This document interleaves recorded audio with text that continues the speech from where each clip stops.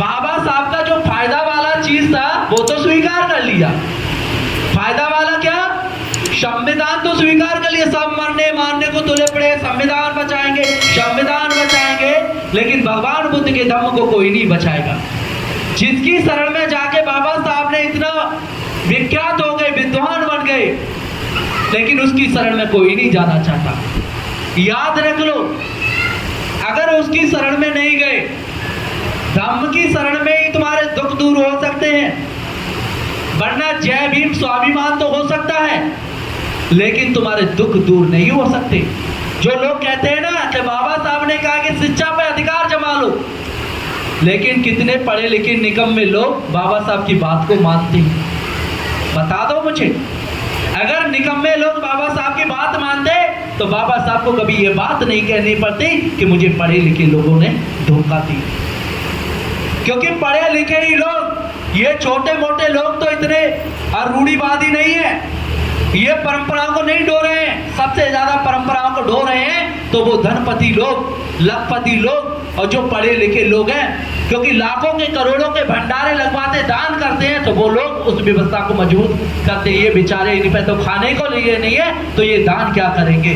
तो इसलिए व्यवस्थाओं को मजबूत करने वाले वो पढ़े लिखे अफसर लोग हैं, जो बाबा साहब के संविधान की वजह से आरक्षण पाके जॉब तो पा लिया, लेकिन उसके कर्ज को कभी उतार नहीं पाया। पॉस कॉलोनियों में पहुंच गया, अच्छी अच्छी रेजिडेंसी एरिया में पहुंच गया और अपने समाज के गली मोहल्ले को भूल गया, और वहां कभी वो उद्धार करने के लिए लौट के नहीं आया। और कभी जाओ बाबा साहब के लिए कि जयंती के लिए लोग भटकते हैं बेचारे, कभी दान देने के लिए उसके जूते चप्पल घिसवा लेता, लेकिन देता नहीं है। और कोई श्रद्धा से तिलक लगाने वाला है, उसके चरण छू छू के कि ले जा 50,000, ले जा 21,000, एक दिन की तनख्वाह, एक महीने की तनख्वाह दे देता है ऐसे लोग। लेकिन बाबा साहब कहते हैं ना कि ये लोगों ने धोखा नहीं दिया। और आज भी कहता हूं, धम्म को देखो, ये पढ़े लिखे नहीं चला रही है, गरीब महिला ही है जो धम्म की गति को देने के लिए तैयार है। घर से निकल के आई है, 5 बजे घर से निकल के आई है। सोचिए कौन धर्म को चला रहा है? ये पढ़े लिखे चला रहे हैं। पढ़े लिखे 10 बजे जग रहे हैं, एक दिन नहीं दे पाते।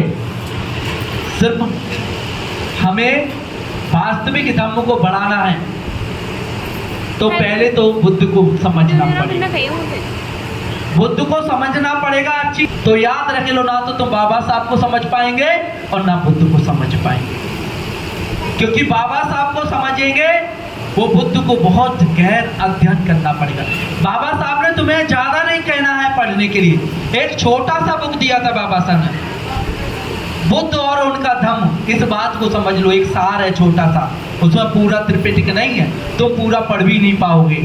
क्योंकि उन्होंने कहा कि जरा सा तुम सिंपल भाषा में समझ लो और इसी को अपना जीवन का एक उद्देश्य बना लो कि ये भगवान बुद्ध का ये धम्म है। क्योंकि उसको समझ ले तो समझ लो तुम्हारा कल्याण हो जाएगा। अन्यथा उसको नहीं समझ पाए ना, रोज जय भीम करना, रोज मोमबत्ती लगाना, रोज अगरबत्ती लगाना, चाहे बुद्ध विहार आना, चाहे बाबा साहब पे जाना, चाहे तुम किसी भी मठ पुजारियों के पास जाना, तुम्हारा जीवन में कभी कल्याण नहीं हो सकता। क्योंकि बाबा साहब पे तस्वीर बदली है सिर्फ, जैसे देवताओं की तस्वीर, जैसे बाबा साहब भगवान बुद्ध की तस्वीर। चाहे मोमबत्ती तुम यहाँ लगाओ, चाहे अगरबत्ती तुम वहां लगाओ, फर्क कोई नहीं है। लेकिन यहाँ खेल विचारों का है। अगर विचार बदल गए तो तुमने वास्तविक सब कुछ किया। क्योंकि विचार नहीं बदले, इसीलिए बाबा साहब की वजह से तुम्हारा कल्याण हुआ है। याद रख लो, आज तुम पर जितना जमीन है ना, ये बाबा साहब की पार्कें जो घेर घेर के बैठे हैं, जिसमें तुम शादी ब्याह कर लेते हैं। सोच लीजिए, अगर ये बाबा साहब ना होते तो तुम जमीन भी ना घेर पाते, और जमीन ना घेर पाते तो तुम्हारे शादी और ब्याह पता नहीं कहाँ नहीं होते। आज 40-50 हजार के मैरिज होम होते हैं, कहाँ करते? और तुम्हें मंदिर में तो कोई शादी करने भी नहीं देता। तो एहसान मानो उस बाबा साहब का कि उनकी वजह से आज हमें सब कुछ मिल रहा है। और मिलने की बात हम बाबा साहब को क्या दे रहे हैं? मैं तो ये कहता हूँ कि तुम सबका फर्ज बनता है, अरे तुम पूरे महीने में कुछ मत करो, संडे का दिन तो निकाल लो कम से कम। अरे संडे का दिन 2 दिन के लिए, 2 घंटे के लिए तो निकाल लो धर्म के लिए, कि धम्म को गति देना है तो 2 घंटा हम धम्म के प्रचार में लगा दें अपना जीवन, तो क्या चला जाएगा तुम्हारा। हम ये नहीं कहते कि तुम 7 दिन धर्म का प्रचार करो, वो करने के लिए हम लोग बैठे हैं। लेकिन आप सिर्फ 2 घंटा संडे को दे दो, गली मोहल्ले में चर्चाएं करो, यहाँ महिला को बुला के धम्म की देशना कराओ। कम से कम इसे दे के तुम्हारा कल्याण हो सकता है, अन्यथा जीवन में कभी कल्याण नहीं हो सकता। क्योंकि जिस दिन विचार उत्पन्न नहीं होंगे, तुम लाख बुद्ध विहार बना लो, लाख बाबा साहब की पार्क बना लो, सिर्फ गंदगियों से सिवाय उन पे कुछ नहीं मिलेगा। कोई तालों में बंद भगवान बुद्ध मिलेंगे और पार्क खुलेंगे ही नहीं। क्योंकि विचार जब तक उत्पन्न नहीं होंगे तब तक इन मूर्तियों को लगाने का कोई फायदा होगा भी नहीं, चाहे कितनी भी मूर्ति लगा लो तो। क्योंकि जब तक विचार पैदा नहीं करोगे तब तक उन मूर्तियों की रक्षा करने वाला वहां पे कोई पैदा होगा नहीं। तो उसकी सफाई कौन करेगा, कौन उसकी देखभाल करेगा? पहले विचारों को फैलाओ। जितने विचार फैल गए तो समझ लो एक दिन बाबा साहब का जो मिशन है ना वो पूरा हो जाएगा। क्योंकि मैं आप सभी लोगों को बहुत बहुत साधुवाद